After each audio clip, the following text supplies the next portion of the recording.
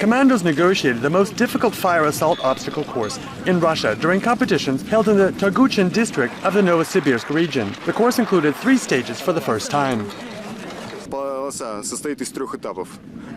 The course consists of 3 stages: combined arms, a mountain stage, and an assault stage. It's far more demanding than the course built in 2006 at the Institute of the Interior Ministry troops. It's a very hard course, actually. We weren't ready for it. The most difficult part was climbing up the rope, but the rest is okay. For me, the most difficult part was the rope. We'll work on this weakness. The old course was over 1.5 kilometers long. Now it has new stages that can only be negotiated as a group.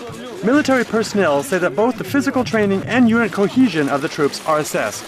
The time needed to negotiate the course depends on the last man. If the first man finishes it in 10 minutes and the last man takes an hour, the overall team time will be an hour.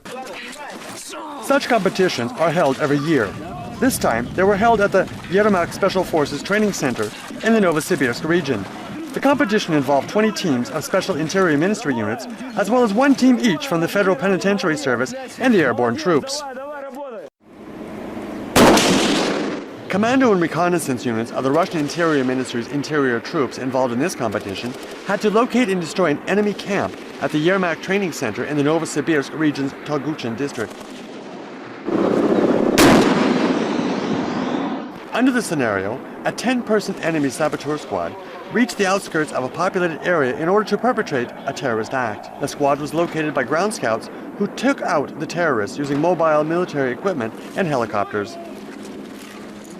The ability of each soldier to operate independently, in conjunction with his unit, aircraft or long-range artillery, was assessed during this stage. The ability to destroy isolated terrorist groups was also evaluated. This was the last stage of a national competition involving interior troops, commando and reconnaissance units. First place went to a platoon from the Vityaz Special Purpose Center of the Interior Ministry. A Special Forces unit descended from an Mi-8 helicopter onto the roof of the Lida Sports Center, where 100 people were being kept as hostages. According to the scenario, the hostages were taken during a children's volleyball championship. Militants threatened to blow up the building if their political demands were not met. The police fenced off the surrounding area and blocked the seized building. Several task groups were involved in the freeing of the hostages. 2 teams landed on the roof from an Mi-8 helicopter. Others entered the sports center through the 2nd and 3rd floors, as well as the lobby. They were backed up by armored vehicles and snipers. They also used gas grenades.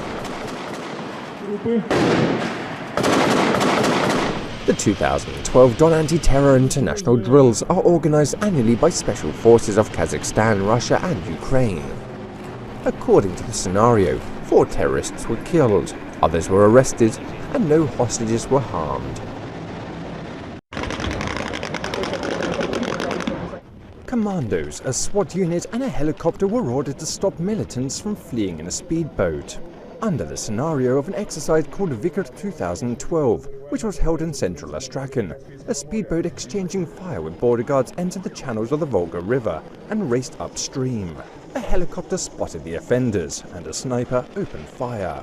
The sniper has managed to hit the speedboat's engine. The speedboat is gradually slowing down and stops. After documenting the criminal activity, law enforcement officers take the arrested suspects into custody and seize the boat for further investigation work. After arresting the suspects, SWAT units began the 2nd phase of the exercise.